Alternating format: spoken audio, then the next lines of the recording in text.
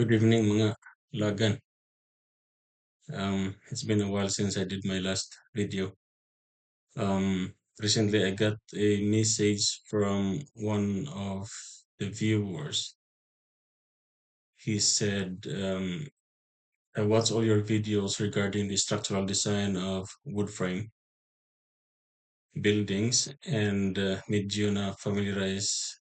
So he's familiarized with the procedure, and he said he even tried doing in sample plans he had. He was asking how to consider shear wall and how to design slab and foundation. Um, slab and found like for at the office, usually for design of slab, I use the SAP 2000 program. That way I can model the slab properly with the correct modulus of subgrade reaction. And then for the foundation as well, if it's especially if it's continuous, and then you have lots of overhead doors, then you have moving loads on your grade beams, so you can model that properly. On this video though, we will be focusing on how to lay out your um, lateral force resisting system, basically your shear wall and diaphragm. Now, doing the shear wall layout, diaphragm layout, like analysis and design, it's more of a trial and error process. So first you assume, like, locations of your shear wall, and then design it. If it's not enough, then you either add this or lengthen the segment of your shear wall, or add shear wall in, say, interior locations, or if there's another segment along the line, then you can add. But basically, the first step would be, so for example, if you have, so if this is your, say, your building, if you have your building, now first is you have to check, for example, this is your length and this is your width. So this is your diaphragm. So this is your diaphragm. You have to make sure, like for example, on your layout, you have to check the aspect ratio first. So if for example you have these perimeter walls, and then you probably have, say, few interior walls here. Now you have to determine the aspect ratio. For example, you will analyze first, like, just the perimeter walls as your shear wall, just this one first, without the without using the interior walls. So what will happen is, this is your L, this is your width. You have to check the L over W, which is your aspect ratio. The same with shear wall. So for example,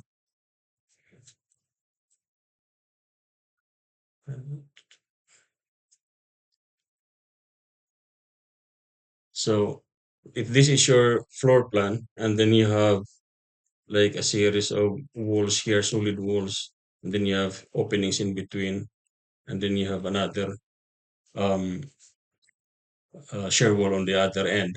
Now, for aspect ratio for the shear wall, you have to check, so if this is the elevation, right? So if this is the elevation, this is your height, and this is your length. So you have to check also H over L, which is the aspect ratio of the shear wall. And then from there, you can decide, do I have to put shear wall like on the interior, or the exterior walls are enough, um, as well as the diaphragm. Say, for example, if this L over W exceeds the aspect ratio, then you have no choice but to add shear walls like in between, and then divide this as your diaphragm one, and then this is your diaphragm two. So based on so I got this from the American Wood Council, and this one on the right, I think from IBC, they typically have the same. I mean, they're referencing each other. So for diaphragm aspect ratio, so you have your, so for now we will focus on wood structural panel, like for your diaphragm and your what do you call this one, for your shear wall. Now the aspect ratio for unblocked diaphragm, this one here, and black diaphragm. Now you have to decide, are you going to use a black diaphragm or unblocked diaphragm? Now black diaphragm, it's more of like, it will requires more work. I mean, to add those blocking along the panel edges, and then the unblocked. Now, if you're like in your in this layout, if this L over W, say if this is 60 feet, and then this one is 20 feet. Now L over W will be 60 over 20 is equal to 3. So that is 3. Now, going back to the aspect ratio, for unblocked diaphragm, you can use 3 is to 1. So 3 for the length and 1 for the width. So in this example, we are okay. We are still good. Now, what if, say, you have 20 for the width and then 60 for instead of 60 for your length, you have, say, 80. Now this becomes, your aspect ratio is 80 over 20, which is 4. Now going back to the aspect ratio, now you have um, for block. Now if you want to maintain your shear wall locations at exterior wall only, then you can use this, or you can have just single diaphragm, provided you have to use this or you have to like make your diaphragm a blocked diaphragm, so that you can still use just the exterior wall, and then still meet the aspect ratio, which is 4 is to 1. Now if it happens, say, if you don't want to um proceed with block diaphragm, then it exceeds the ratio of 3 is to 1. Now, if you have available wall in the interior, then you can use this wall as shear wall. Then you divide your diaphragm length. So from 80, say in between, so that would be 40. So 40 over 20, so that is 2. Now you can use the um, unblocked diaphragm.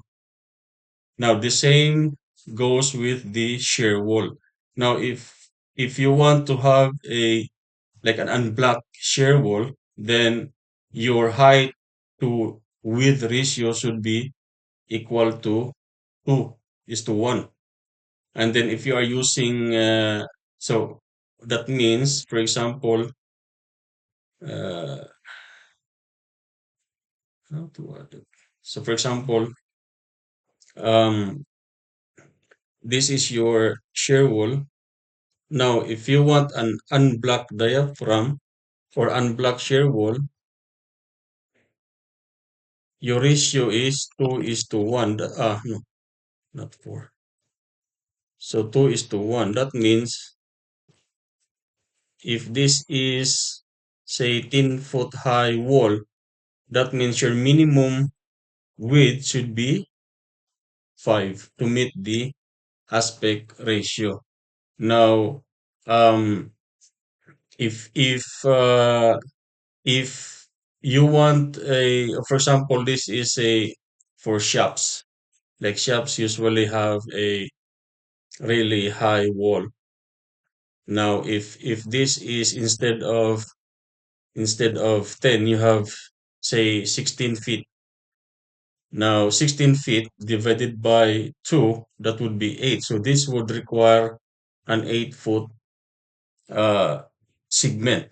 Now, if you don't have 8 foot, what will happen is, say for example, you have 5, so 16 over 5, you have 3 something, then you have no other option but to use the um, black shear wall, which is have an aspect ratio of 3.5 is to 1.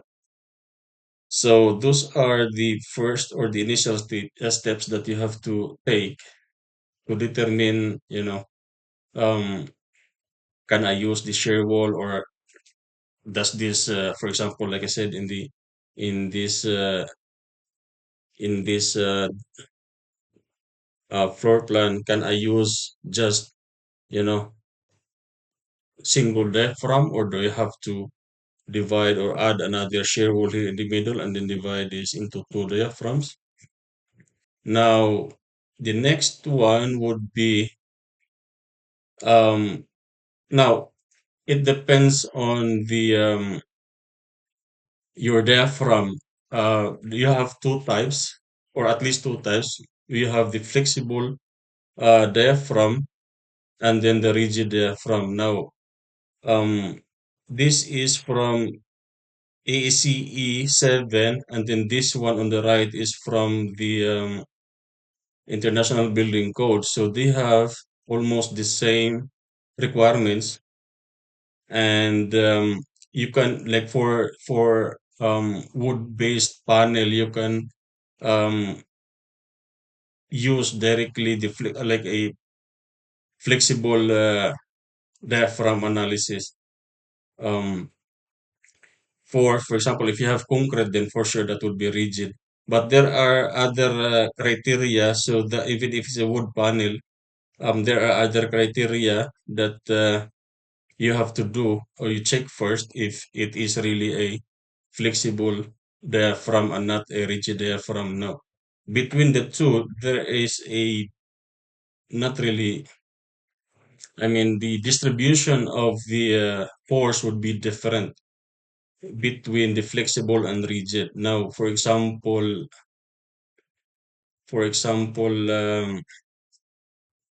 this is your this is your floor plan, and then you have, say, um, you have this perimeter shear wall, and then also as well as in the intermediate. So, for example, this is 20 feet, then this is 40 feet. Now, for flexible diaphragm, what you can do is you can determine the load for each shear wall by just using the tributary. So this is say L1 is 20, then L2 is 40. Now this shear wall would resist half of this tributary width, which is 10 feet. So half of this one will be carried by this shear wall, this one here. Now the same with the other span. So half of this, which is 20 feet. So this 20 feet tributary width will be carried by this shear wall. Now the interior one will carry half of the L1 and then half of the L2. So this tributary width. So this is flexible diaphragm. So that is how the load is distributed to the shear wall. Now, we will not be discussing uh, the procedure on how to get the loadings. It is already discussed in my previous video, the structural design of one-story building. Um, you have the, like, it discussed all the load, you know, calculations from snow load, wind load, seismic load. So we'll not be discussing that. But this one, we are just simply showing how the load will be distributed if you assume your diaphragm as a flexible diaphragm. Now the difference with rigid diaphragm is your load distribution depends on the rigidity of your shear wall. For example, this is your floor plan, and then on this side you only have um, say 6 feet, and then on this side you have 15 feet wall segment. Then this one here, say this is um, say 20 feet, and then on this side you have 10 feet. 10 feet. Now the load distribution, for example, your load is in this direction. So from using flexible diaphragm analysis, you just simply divide this into two, and then half of the load will be carried by this, uh, say, shear wall, this one here, and then half of that would be on this shear wall as well, 6 feet. Now for rigid application or rigid diaphragm, the load on this side, so the load on this side is less than the load on this shear wall, just because this is more rigid, this is more stiff, this is 15 foot versus a 6 foot wall. Now, how are you going to distribute the load? Now, you have what I do in my design is, for example, if you have a rigid diaphragm, is you will it's this the same as when you design a welded connection, but the weld is not symmetrical, and then you will apply uh the formula, like um the shear per for foot, or per inch, or per length, is equal to um the load times eccentricity, then times c, which is the radial distance, over the polar moment of inertia, IP. So this is if is equal to PU times eccentricity, then times the radial distance, and then the polar moment of inertia. So this is this is force per length. So pounds per foot or kips per inch. Um, this is the calculation. And then you will find the center of rigidity for all these four sides shear wall. So we will have a sample calculation later, and we will show, or I will show you how I do an analysis using the rigid diaphragm um, uh, analysis, basically. So now with the location of the centroid, depending on the location of center of rigidity, you will use the same procedure if you have, built up section, determine the neutral axis. So that is basically what we will do here. So now this is y- of course, your load will be located assuming the load is uniform. So your load along Y would be, so this is if Y, this is if X, along X. So your location will be the center of your plan, assuming it's a rectangle. So for the sake of discussion, we'll just use a rectangle so it's easier. But if you have a regular section, then that's another.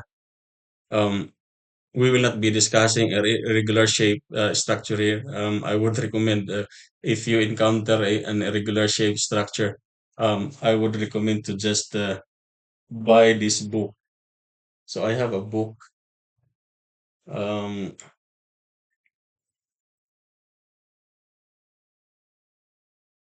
so I have this one. This is Analysis of Irregular Shape Structures Diaphragm on Shearwalls by R. Terry Malone and Robert Rice. So I have that book Um,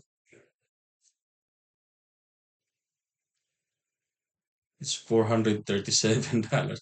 I'm pretty sure this is. I think I bought that one. It's way less than that 400. I don't think it's $437. So yeah, I think I'm almost certain it's not 100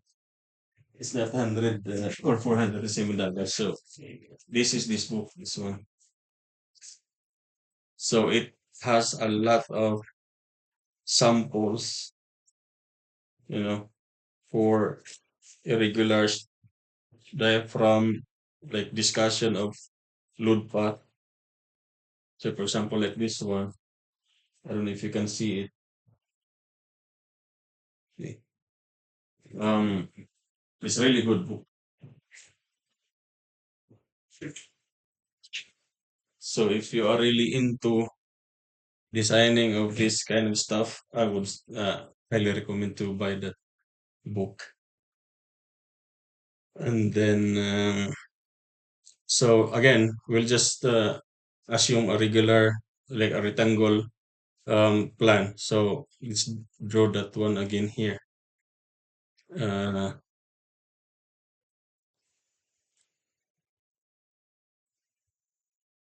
so for example, this is our floor plan.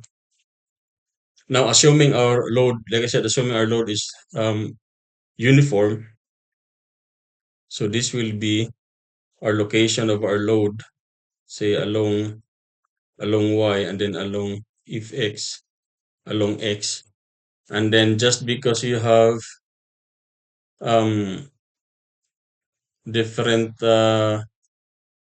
Shearwall segment, like the length of Shearwall segment, it's different. Say this is 6 feet, and then this is 15 feet, and then this is how much did you say?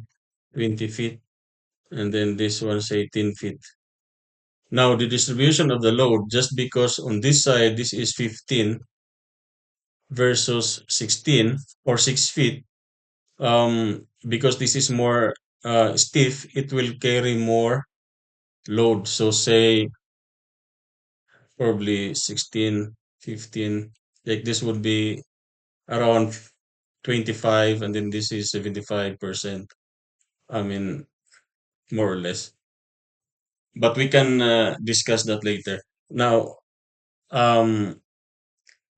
for the center of rigidity, we will be using the as if you're doing a or let's do this one first.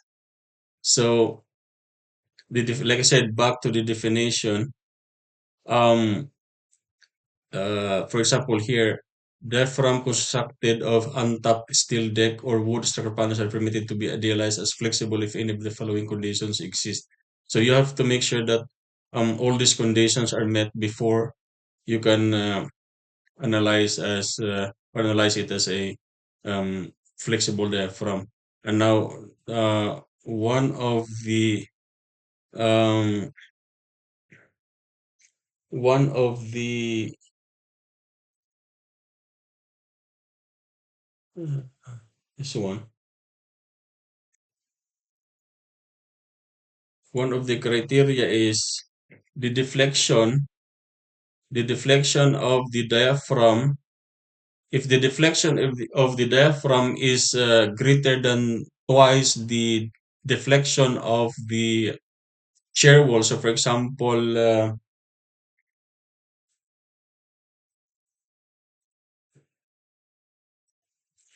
example, this is your, so this is your diaphragm, and then you have your wall below.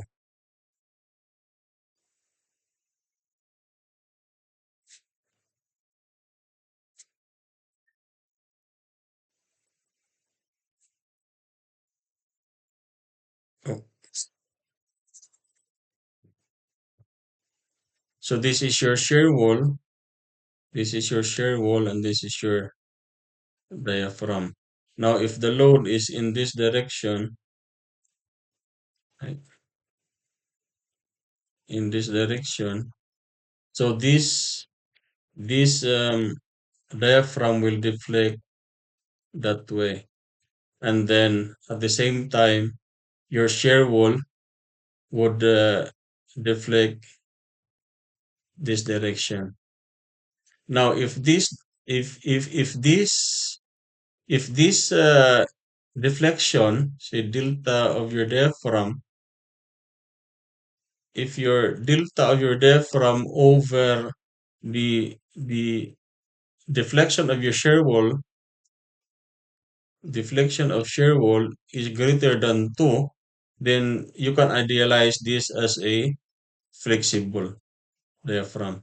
Now, it would be maybe, so for example, in this example, now it could be flexible in this direction, but not in this direction. Because imagine, say, if this is the whole length is 100 feet, then this one is only, say, 30 feet.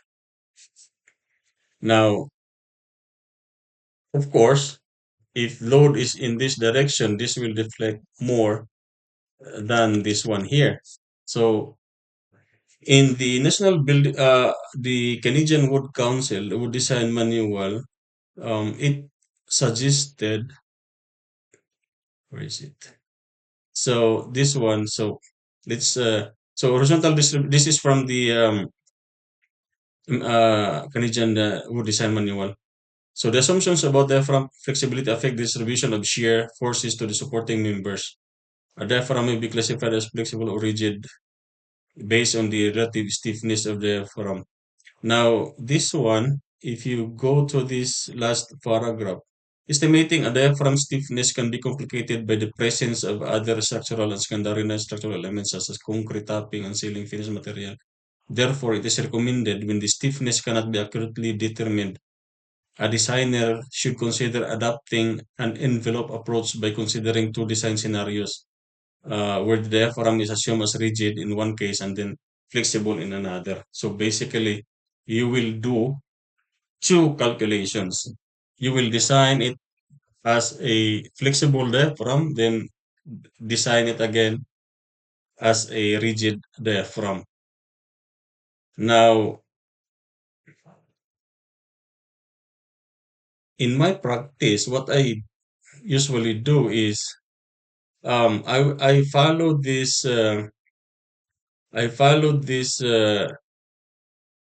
recommendation from the Canadian Wood Design Manual to do, or I will not do to design, but I will analyze the uh, the the lateral force resisting system as a flexible. I will analyze the diaphragm as a flexible. At the same time, I will analyze it as a rigid, and then whichever, um, for example,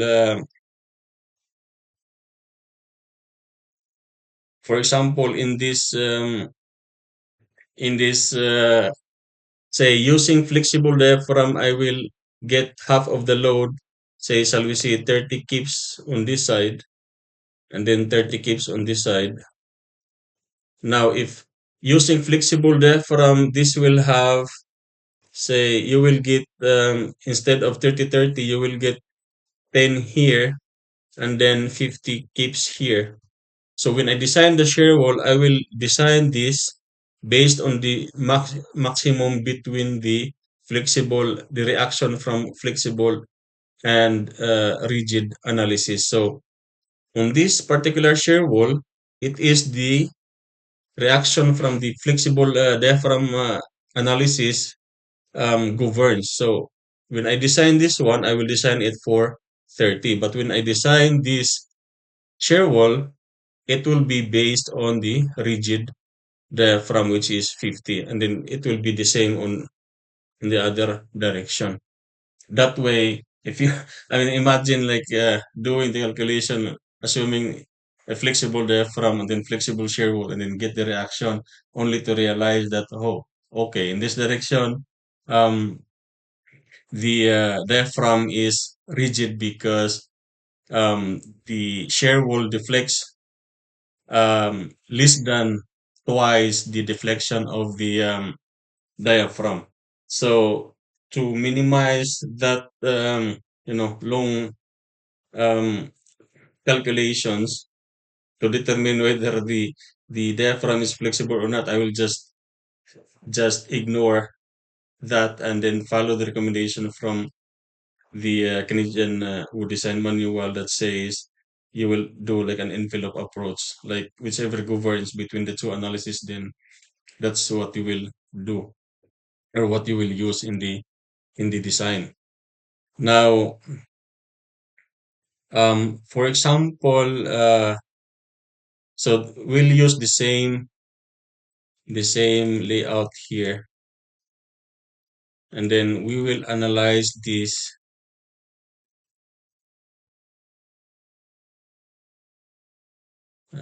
Let's get a new one here.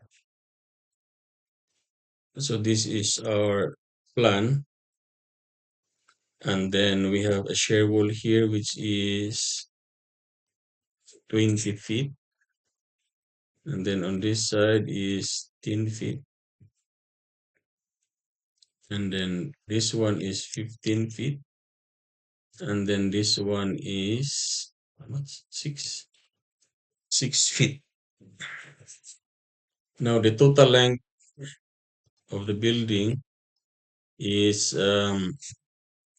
say this is 60 feet, and then on this side would be 30 feet. So our aspect ratio is 60 over 30, which is 2. So we meet the aspect ratio for unblocked diaphragm.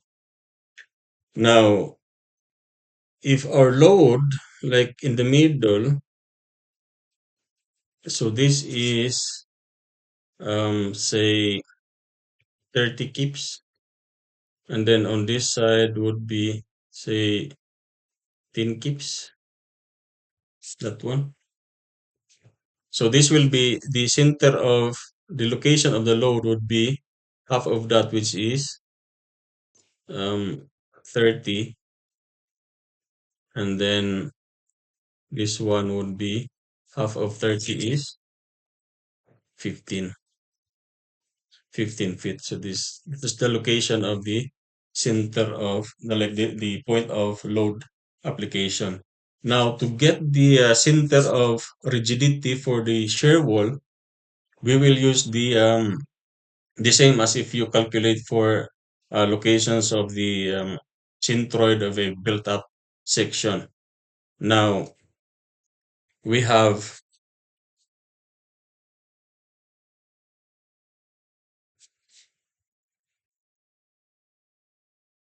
six,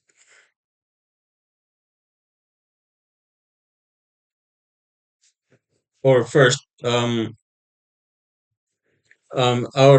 reaction, if this is a what we call this one, if this is a flexible diaphragm, assuming like in each direction, this um it is a flexible diaphragm, so you can just basically make uh you have your reaction here basically equal. So 30 divided by 2, so each shear segment will resist 15 kips, and then on this direction your load is 10, so this one is 5, and this one is 5 kips as well. Now we will compare this if we will if this diaphragm is rigid. Now to get the center of rigidity, we will determine this um say bar y, and then this one as well. So this is 10, this is 20. So our location along y should be closer to 20, obviously, because that's more stiff. So it will be more than 15. So bar Y should be more than 15. And then on this side, since this is 15 and then this is only 6, so our bar X should be closer to 15. So it will be to the right of your center of or the point of application. So this is bar X. Now to determine bar Y or first bar X, so you have bar X is equal to, so on this side we have 6 and then 15. Now, if we are using this one as our, uh, if we are using this as our datum, like the leftmost, and then the low, the wall at the bottom, this will be our datum line. So this one, 6 feet times your moment arm or your distance from the datum line is 0, and then plus this one, 15. Your distance is, your length is 60 feet times 60, and then divided by the total. It's the same as if you have area 1 x1 plus area 2 x2, right? Then over area total, which is area 1 plus area 2. Then this is your bar x. So the same as if you calculate for your centroid of a like a built-up section, like a regular shape section, then this will be your calculation. So the same concept. So 6 times, now at this time we will not be we will not be using area, but we'll be using the length instead, because we will assume that the area or the width would be like a unit. So a foot, say what, 6 times 1, and then 15 times 1, that's the same as 6 times 1 as 6, and then 15 times 1 as 15. So instead of area, we'll use the length. So this time we are using L1 x1 plus L2 x2, and then over L1 plus L2. So L1 plus L2 is 21. Now, how much is that one? 6 times 0 plus 6 times 0 is 0.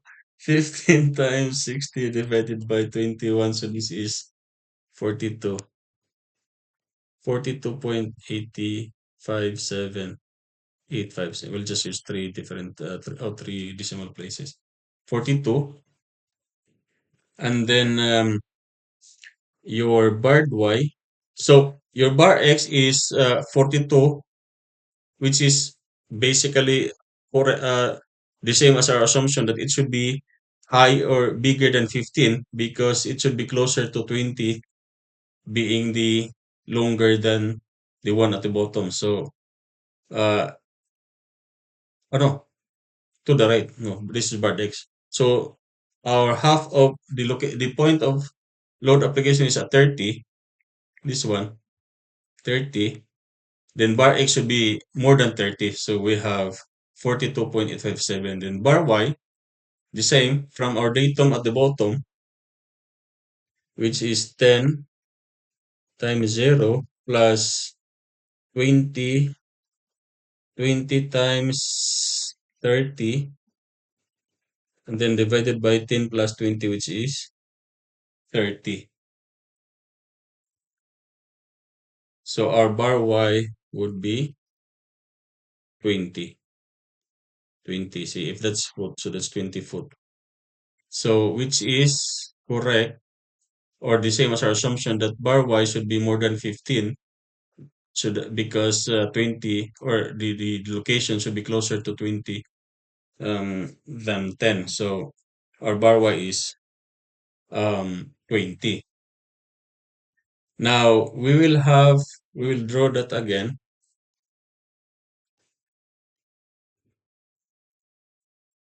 Now our center of mass is right here, like center of the plan, which is, we have our, how much is our load?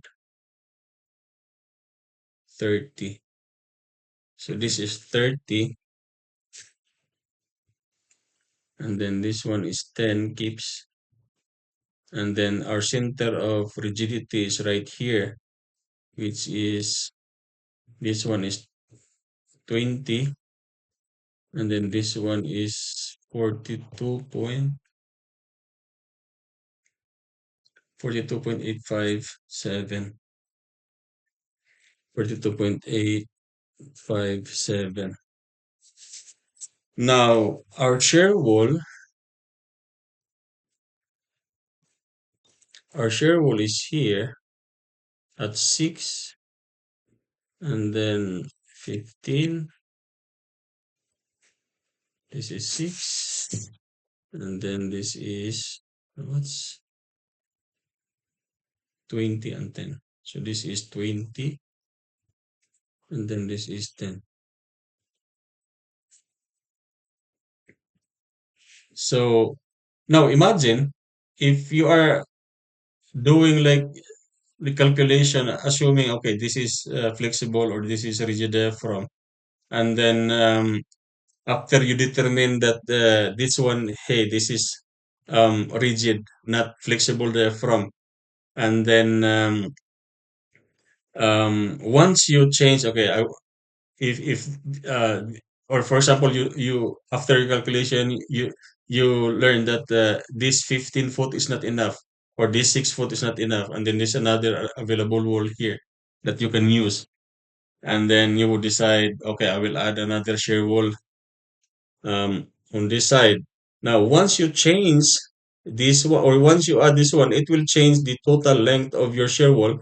Now, it will affect the location of your center of rigidity, because if you remember, we divide in our calculation, we divide by the total length, this one. So if you have another shear wall segment, then say another 6 feet, then this will becomes a like 21 plus 6, 27. So this will reduce or it will shorten the bar X from your datum line. So any changes to your shear wall segment would definitely affect your location of center of rigidity, and then you have to do another iteration. That's why when I analyze or design a like something like this one, I will just um, do like two calculations, one for um, um, uh, as a flexible diaphragm, and then another as a rigid diaphragm. And then I made a spreadsheet of that, so that I mean, rather than doing all this calculation again and again with another project, and then or even if after calculation you said, okay, this is not enough, like this 6 foot shear wall is not enough to resist all the loads, then you have to increase that one, or make it like a double shear wall, like shear wall panel on both sides. So that would affect the locations of the center of gravity. Then it will change the distribution of the load. So if you have a spreadsheet, I will show you the spreadsheet later. If you have a spreadsheet, like Excel spreadsheet, then you just input the numbers, and then it will automatically adjust the forces. And so this one, now if this is our center of load application, this is where the load is applied, this one at this point, and then this is your center of rigidity. Now you have this eccentricity along X, and then eccentricity along Y. And that means if you have a load plus, if you have an eccentric load, that means you have a moment. Like for load in this direction, along that direction, it will create a moment like in this direction, because the load is to the left. So it will result to a rotation of your diaphragm. So it will rotate in this. Let's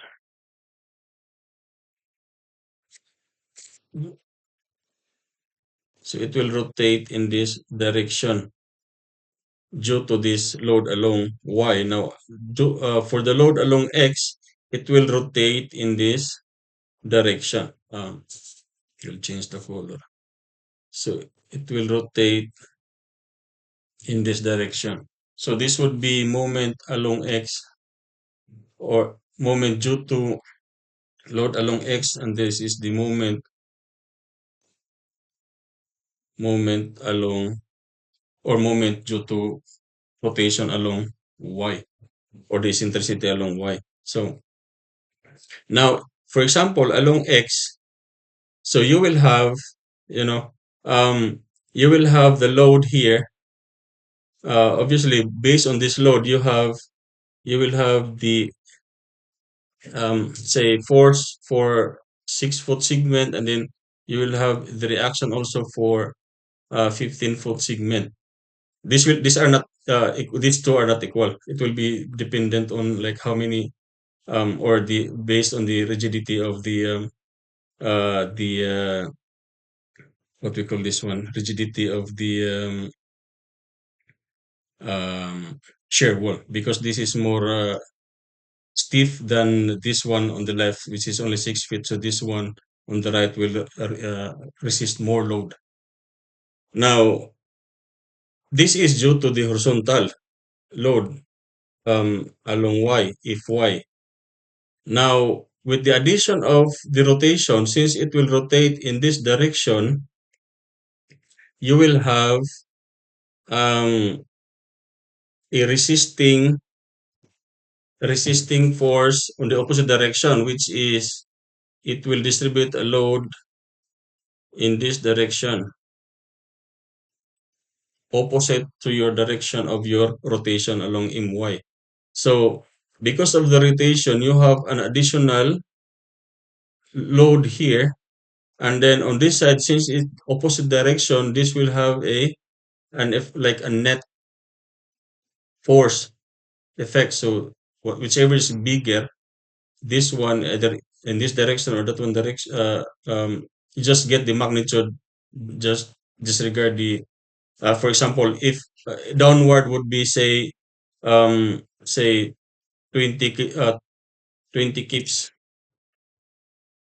or 15 kips, and then due to the rotation, this will have a distribution of um, say 5 kips on the opposite direction minus 5 kips. So all you have to do is just get the absolute value between the uh, add this to get the absolute value, and then you design it based on that. Say for example, going down is positive, then going up is negative. But you have to take note that the load could be from this direction as well. Um, it's not just one direction like going up. It could be your wind could be in this direction from the top. So that means the reaction, this could be the negative now, this is the positive. So that's why you just get the difference, which is 10 kips, and then whatever's design, just disregard design, use the absolute value, which is 10 kips, to design this for 10 kips. And then the same as this one. So now, what if the load is um, for example, you have you have the distribution of the load due to moment, this one my, and then for the mx, this is counterclockwise, so your resistance would be no, this is counter, yeah, resistance would be clockwise. So your moment due to mx, your resistance will be in this direction, right? It will be in this direction. Now, this one, due to this one here, if y, this is downward, the rotation due to my is downward, but the reaction due to rotation along mx is um, going up. So you will get the again you will get the absolute value. But what if the direction of the load is going up and then going to the left? So that means the rotation due to mx is now counterclockwise. So that's why this one you will use the or you will get the worst condition. So the worst condition is if these three are in the same direction. Because if the load now is going this direction like clockwise, so your distribution would be counterclockwise, which is now in the same direction as the other two. So that's why you assume or get the worst case condition. So um, for the distribution of load due to like normal, we'll draw that one again here. So this is 6, this is 15, this is 6, and then there's 20, and then this is 10, and then this is much 30, and then this is 10. So due to, let's say, due to normal force, which is 20, going in the direction this, we'll just disregard the we will just disregard the rotation first. So how much is resisted by this segment here, 6 foot and then 15? So now again for flexible diaphragm, you just divide this by 2, and then you will have 15 here and then 15 here. But for rigid diaphragm, it would be different. It depends on which one is more stiff than the other. So obviously 15 is stiffer than 6, then 15 would resist more load. So how it is distributed. Now, you will have, it's more of like a ratio and proportion. So 6 6 times 6 times 30 divided by 6 plus 15 is 21. So this one will resist 6 times 30 plus 24 divided by 21. So this one, due to the 30 keeps like just this normal load 30, this one will resist 8.571 keeps. And then while this one is 15 times 30 divided by 21, which is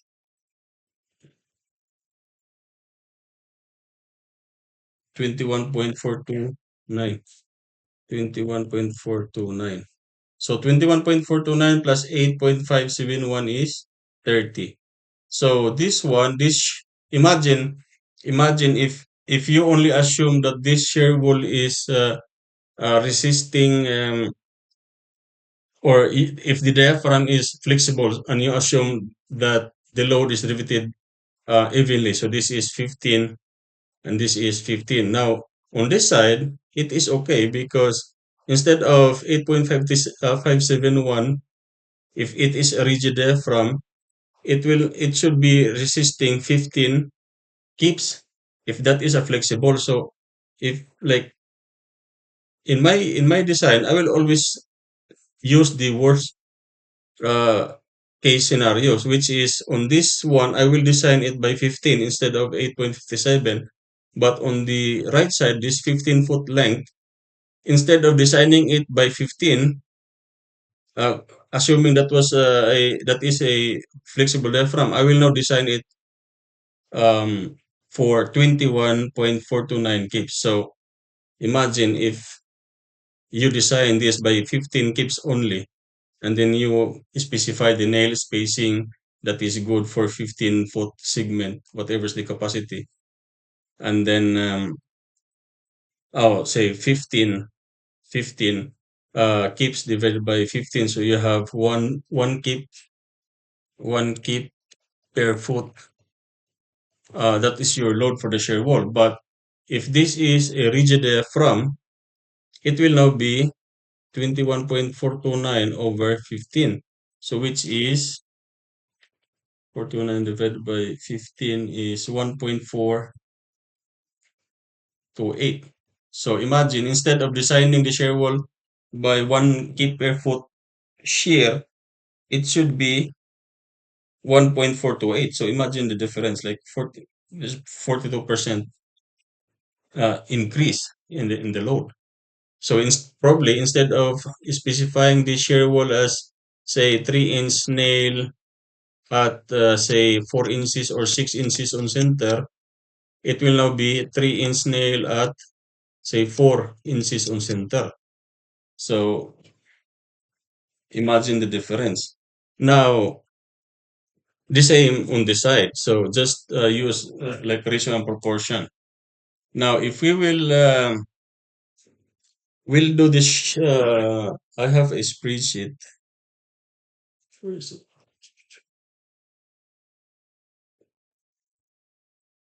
So we will see if we will get this different or the same um, answer. So if y along if y, this the fourth along if y was what? Um, was the 30?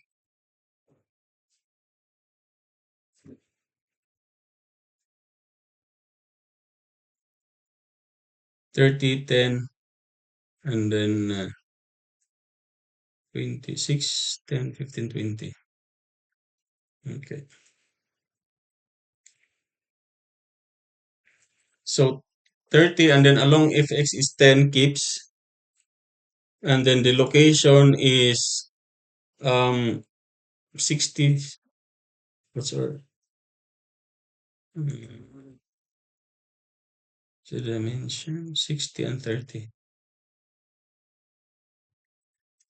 And then 60, location of fy is 30. That's half of the length. And then location of is this one is 15. So basically from our drawing, um, so that load location, this 30, the location is half of the length or width is 30, and then on this side 10 gives, and then half is 15. And then we will have the shear wall location. Now line 1y, that is 6 feet, and then distance from our datum line is 0, and then this one is 15, the line 2 wide, which is the other side, and then distance is 60 feet. And then along y is 10, and then the distance from the datum is 0, and then the other one is 30, oh no, 20, 20, and then the distance is 30 from the datum. So again, going back to our diagram or plan. So for this shear wall, this is 20 feet, then distance is 30, and then the first, like the 10-foot segment is at 0 because this is our datum. This is from like for along y, and then this one is along x. This is our datum. Or for the shear wall, like 6 foot and then 15. So going back here, now our location of the center of gravity or center of rigidity, so x bar is 42.857, right? Uh, where is it?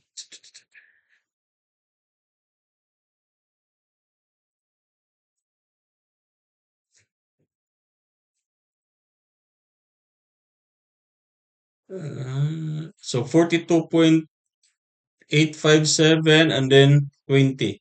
So going back to our Excel spreadsheet, you will have, see, the X bar is 42.857, and then bar Y or Y bar is 20. So this is the location of our center of um, rigidity. So 42. Now our eccentricity is obviously 42 minus 30 because 30 is our half the location. Now going back to our plan. So that eccentricity is this one. So this one here. So that one is this location is 42 minus 30. Half of 60 is 30. So this is 12.4, how much? 457 something. And then on this side, since this is location here for y bar is 20 and then the centroid is 15 or the location of the load application is 15. So your eccentricity is 20 minus 15 is 5. Now, how much is the load uh, distribution um, along just the normal? So this one, this where's it? So we calculated based on the rigidity, right? So this one for 6 foot length for normal load 30 kips along Y. So the 6 foot will resist 8.571 and then the 15 foot will receive or resist 21.429. So we have or we get the same answer here. So for normal along Y, which is 30, so this shear wall segment 6 foot long will resist 8.57 and then the 15 will resist 21.429. And then the same if you do the same calculation for along X, then you will have um see like 20 or this 10. So the total length is 30. So obviously 10 is will resist 1/3, and then 20 long wall will resist 2/3. So this is 3.333, and this is 6.67. Then the total is the same. This is the total load, which is 16, and then this one on this side is 30. So now on this one, I have the extra load based on rotation. So 4.629 and then 4.62 minus 4.629. So um, the calculation for that one is so for 6 foot length, this one here, the rotation is right. Imagine or the the extra load due to rotation, like on in this direction because of the eccentric load you will have an extra distribution on this one. Now, using the same analogy, if you have a um, wheeled welded connection, and then is eccentric loading, so your distribution, say if along 6 is your movement, which is Pu times E. Pu is 30. E is how much again is E? Oh no. So if 6 is 30 times E, which is how much is the eccentricity? 12 something. 12.857. So this is 12.857. And then times the, so this is your P, and then this is U. And then the radial distance, which from the center of rigidity, in this case, from here up to the center of rigidity. So this is your bar X. So that's your bar X, which is how much is bar X? 42.857. So times 42.857. Now divided by the polar moment of inertia. Now, the polar moment of inertia, um you have the so if you are the transform moment of inertia formula where you have your moment at the centroid is equal to, or Ix is equal to Io, right, plus A d squared. Now, this is really small. We will disregard this Io, and then your area would be, instead of area, because we are using the length, so this will now be L times d squared. Now, d, now the polar moment of inertia, Ix plus Iy is equal to um, distance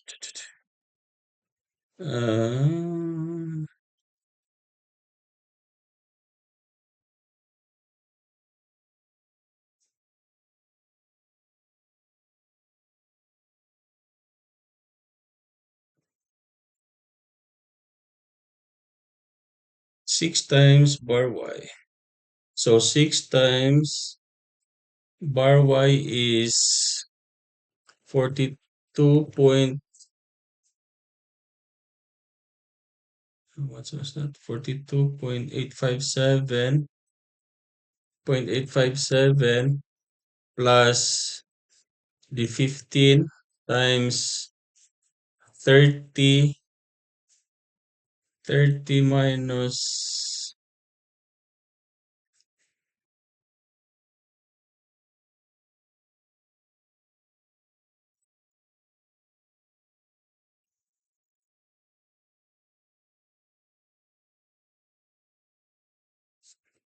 oh, this is not plus because this is, or the distance would be minus because that's on the other side. So 60 minus 42, 60 minus 42.857, that's minus 17, minus 17.146. So this is for the these two here, this one. So 15 times the negative distance because that's on the other side. And then the the distribution for, or this is Ix, and then Iy, uh so this one is Ix, and then Iy plus um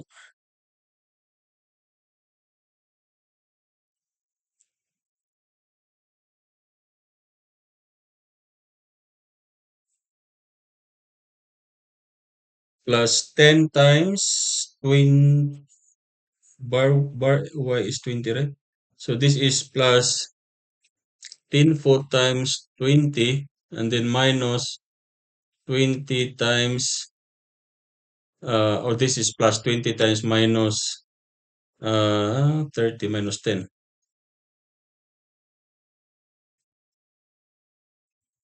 See, minus 20, 10.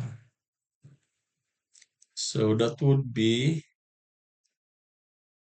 6.6 times 42.857 plus or minus 10 times 17.146.048.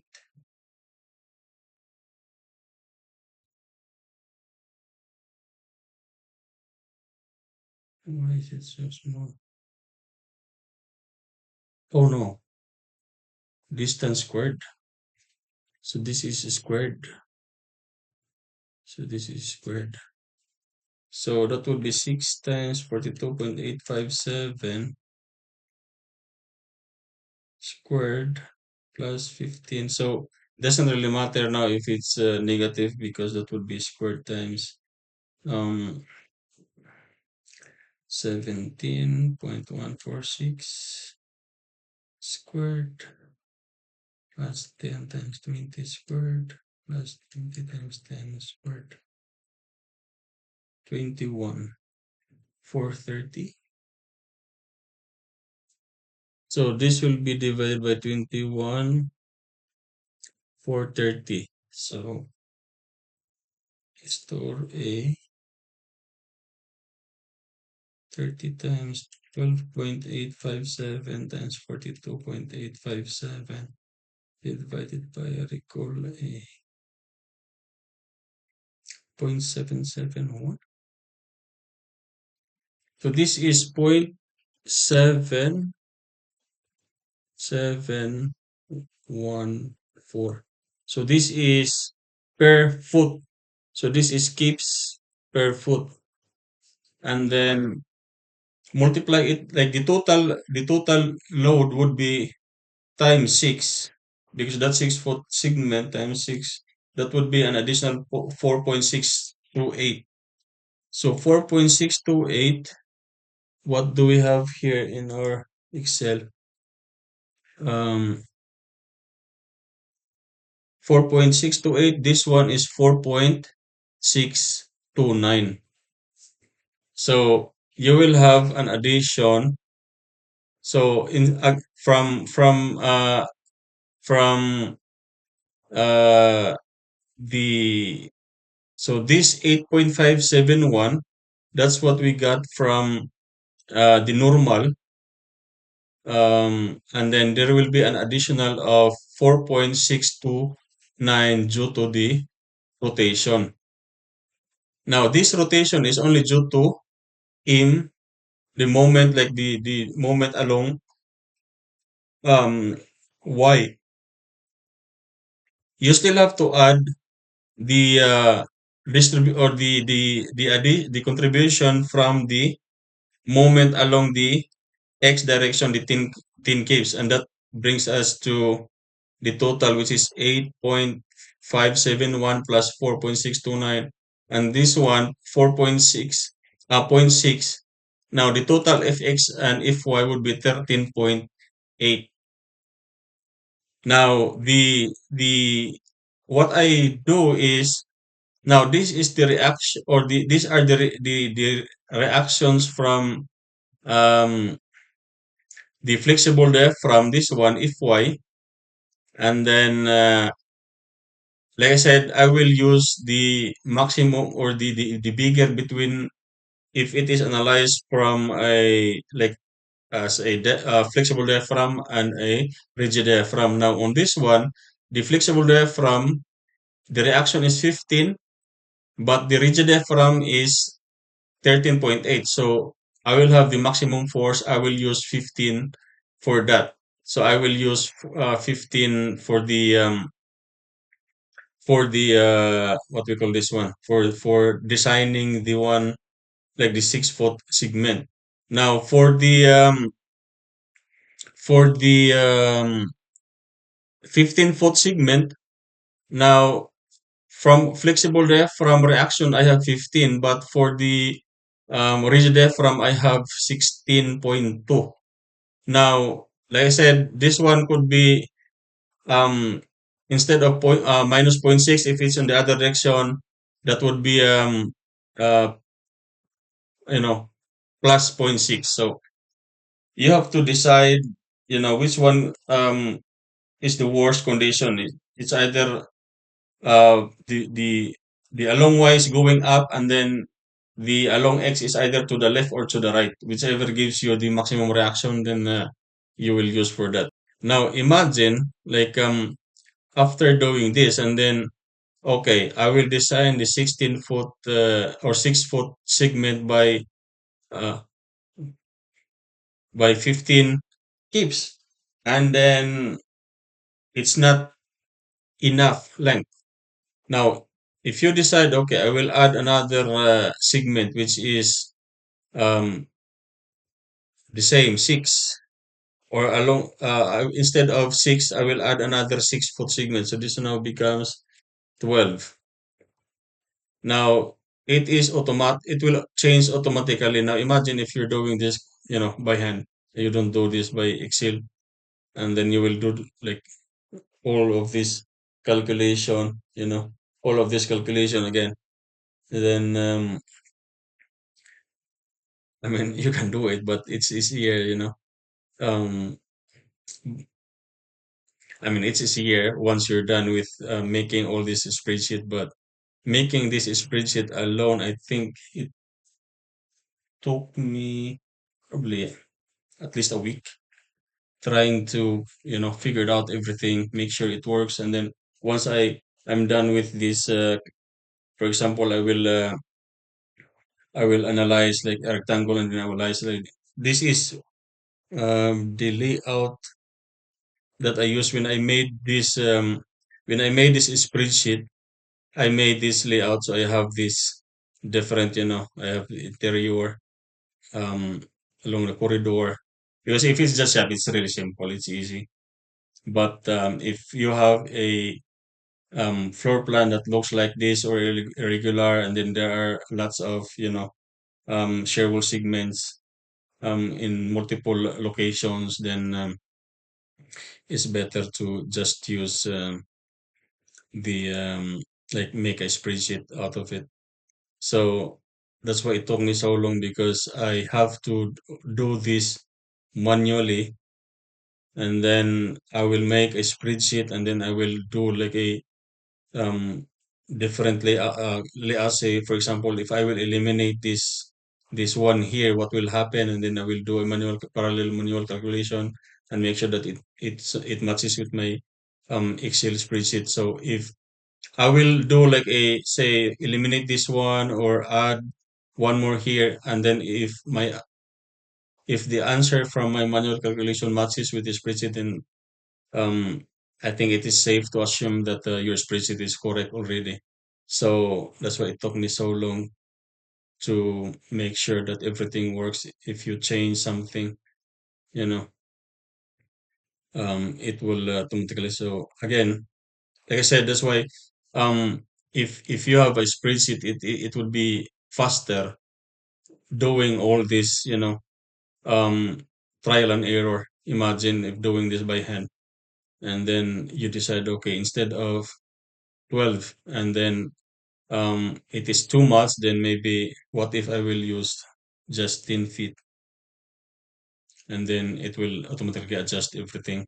And then now if I have 10 feet instead of 6, now the load will now be 15. Now this 15, no matter how many share wall you would add, your reaction will still be the same now.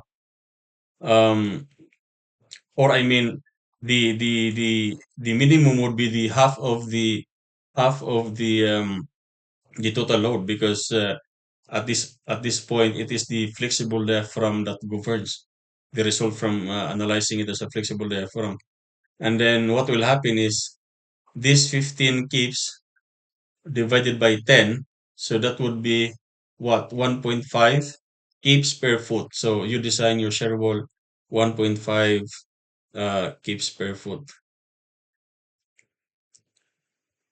So well, after you analyze your shear wall, if the result is you end up with, you know shear wall with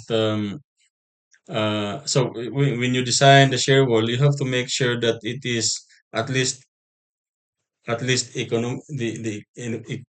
economical. I remember when I was still doing the design for our projects in the US, my boss told me before that the shear wall were priced per area, square foot. So that's why we will, as much possible, we will optimize the length of the shear wall, so that well, if for example, if you have the shear wall, then you have your 15 keeps, and then this one will this is a say 15, so 15 or 51,000. Mm, it will not be okay. This is too much. I mean, these are just arbitrary, but you cannot have this zero segment with this load. I mean, that's only 1,000. Um, that's 1,000 pounds per foot. So I think the biggest. shear wall is for 3 inch nail at 3 inches in center is about what, 200, I think 200. Um, let me check. Um, I don't have the ABC now. Anyway, so yeah, so this is 15, or assuming that's more than enough. I mean, this one can resist that much load for the sake of discussion. Now, once you decide whatever is the size of this one, the total length. Now, another thing is your hold down. So this will deform like that one. This will be, if the load is on the in this direction to the right, then this will be up left. So you will have hold down here.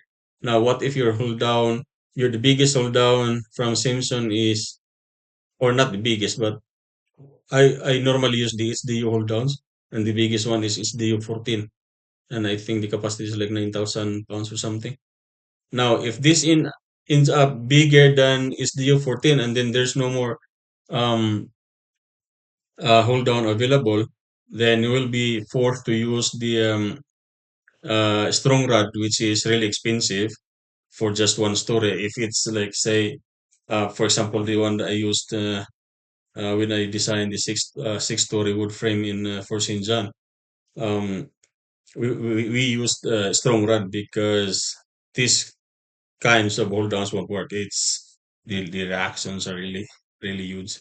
So with this one, um, now for this one, it is just, cheaper to use the SDU hold. I mean, this kind of hold on. I normally specify SDU hold downs.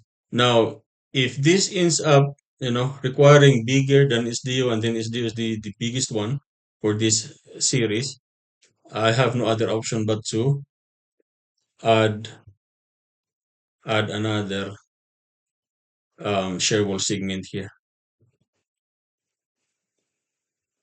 Add another segment, and then this 15 will be distributed between these two. Now, the distribution depends on, again, like stiffness. So if, for example, this one is 10 feet, and then this one is 15 feet. So this one will resist more than this one. So maybe 10 or 15. So this is, yeah, maybe this is 5 only, or 6 or 7, and then this is, if this is 5, say 5. So this one will be resisting 10 kips, and then you design this one as a separate shear wall now segment with this low distribution 5 and 10. So get the hold down here. If the hold down here is, you can use either like the maximum is the 14. You have it's DU 2, then you have 4, then you have it's DU 5, 8, 11, and then it's DU 14. Being the biggest one for this series, and then if it's okay, then yeah, sure. And then after that, after calculating for the hold down, you will now get you will calculate now the deflection of the shear wall. Make sure this one meets these two inter-story three for the building for one story. So say for example, this one is the total deflection is a, you know 3 inches for the sake of discussion. And then the allowable story drift is only like 2 inches. That means this one fails in deflection, then you have to add another again. So if you don't have a spreadsheet, I mean, it can be done, but I would strongly suggest to make a spreadsheet once you do, a manual calculation, and make a spreadsheet out of it. So by the time you keep on adjusting your share wall, then it would be easier. Um, so in case you wonder what's the difference between, I mean, from going back to the aspect ratio, this unblock diaphragm, the only difference is basically if you have, so for example, if you have this shear wall, and then your panel is, um, it will be like that one, and then staggered like that. So a block shear wall, meaning it has a support along all panel edges. So if your joist is in this direction, like that, if the joist is in the direction, so along panel edges, like this plywood is multiple of 16 inches or 12 inches. So if your spacing is 12 inches on center, that's why you are required to have a, or not required, but your spacing should be in this multiple like 12, 16, 19.2, and then 24, so that the plywood, which is 48 by 96 or 4 feet by 8 feet, it will the edge of this the plywood would always land within this with the joist. So if for example the panel rests right here, but on this one the joist is in this direction, now you have unsupported panel edges along this direction because your joist is right here. So the block shear wall is you have to add a blocking right here. So if you look at a typical uh, wall framing detail, so this is your top plate, this is your bottom plate, this is your stud. Then every 4 feet you will have a blocking. So this will align with your panel edges. So that's what block shear wall means. The same with if you make this like a plan view, this is your diaphragm, the same situation. Like along panel edges, you will have blocking. That's why, as much as possible, if you can make your um, diaphragm as block diaphragm or unblocked diaphragm, the capacity would be smaller. But sometimes it's okay, like to have unblocked diaphragm because you have a total, really big area. But for the wall, you only have limited, especially if you have a lots of like window or door openings.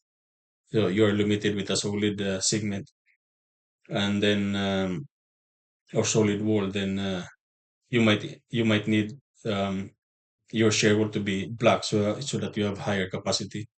Now, if you have even if it's black, and then because you have lots of opening, sometimes you will be forced to use the shear wall. Even so, for example, this is your window. So the segmented shear wall. So we have segmented shear wall. We have perforated shear wall. Perforated if you have opening, and then this is the methods of calculate the designing a shear wall: segmented, perforated, and then the force transfer around opening. So for segmented shear wall, this is the only shear wall, like solid segment. Then you have pull downs here. You know, you have that reaction. But if this one is not enough, then you will be forced to use the entire wall with opening, and then that time you will have to design, a it's either perforated or segment force transfer around opening. And then in this case, you have this whole wall as a shear wall, including the opening. So this will be opening, and then your hold down will be at its end only. So you could probably save on hold downs, but you will increase your, nailing spacing, especially on this area here. So I hope this what's his name? Oh, can't remember the guy who asked. I hope that this would help you. And if you have any other questions, just let me know. And then don't forget to share. So bye for now.